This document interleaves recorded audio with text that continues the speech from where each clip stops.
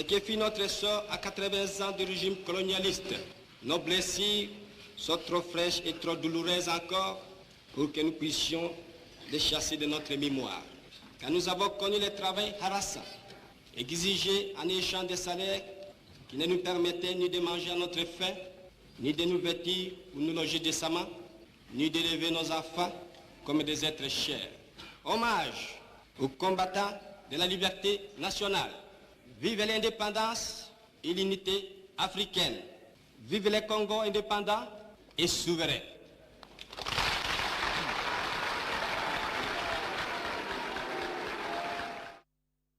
« 30 juin 1960, le Congo accède à la souveraineté nationale et internationale. À travers cette vidéo, nous vous replongeons dans le passé en vous proposant ce condensé des événements qui se sont succédés entre le 28 juin et le 1er juillet 1960 dans le cadre des festivités. Nombreuses délégations étrangères commencent à arriver à Léopoldville à partir du 28 juin 1960, avec parfois des personnalités qui allaient jouer des rôles divers dans l'avenir du Congo. L'ONU fut représentée par Ralph Bunche, son secrétaire général adjoint, les États-Unis par le représentant personnel du président Eisenhower, M. Robert Murphy. Il eut aussi Clark Timberlake, nommé nouvel ambassadeur des États-Unis au Congo, et Larry Devlin, directeur de la CIA à Léopoldville. Il y avait des délégations des pays encore colonisés comme le Congo-Brazzaville, représenté par son futur président, l'abbé Fulbert Yulu. Le Maroc fut représenté par son prince héritier, le futur roi Hassan II, tandis que le Rwanda était représenté par le roi Kigeri.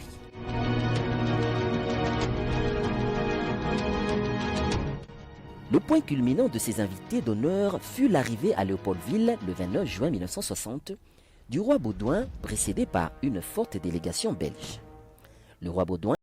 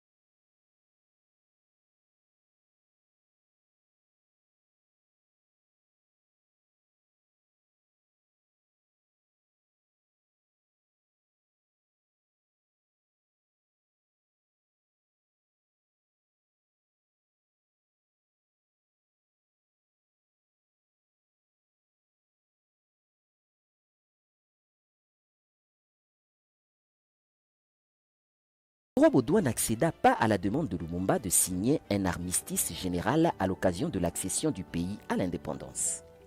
Mais la vraie goutte d'eau qui déborda le vase fut la copie du discours de Kasavubu que Lumumba reçut par ses propres sources, alors que conformément à la loi fondamentale, ce discours devrait normalement être avalisé par le gouvernement ou lu par ce dernier. Puis, le discours de Kasavubu était jugé trop flatteur, ne mentionnant pas la lutte des Congolais et ne rappelant surtout pas les méfaits de la colonisation. Sur avis de ses conseillers, surtout de son ami belge Van Lierden, Lumumba décida de prononcer aussi un discours. C'était un certain jeudi. La cérémonie débuta à 11 h. Elle fut précédée par le Te-Deum à la cathédrale Notre-Dame du Congo. L'office religieux fut présidé par Monseigneur Pietro Sigismondi, délégué du pape Jean XXIII.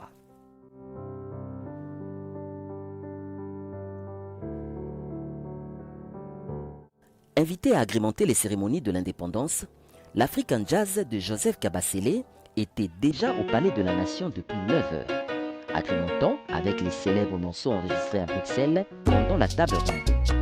Indépendance Kacha, Naoui Boboto, table ronde.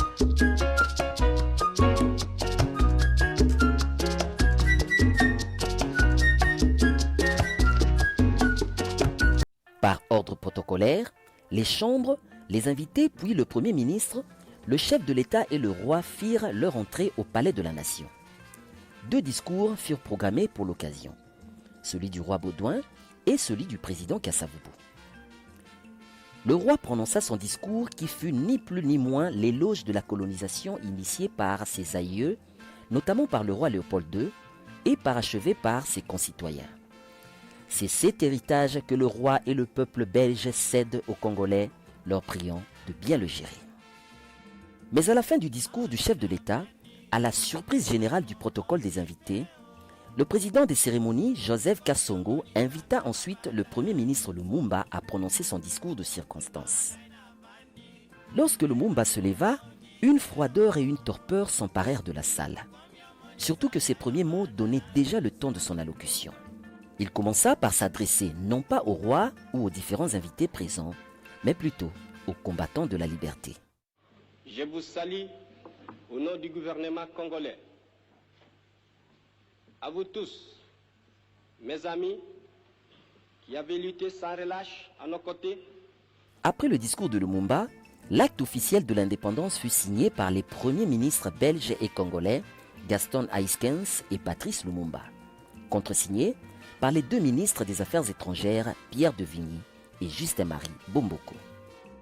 La cérémonie officielle terminée, les officiers belges et les autres invités furent irrités et déçus par le discours de Lumumba, considéré comme une insulte au roi.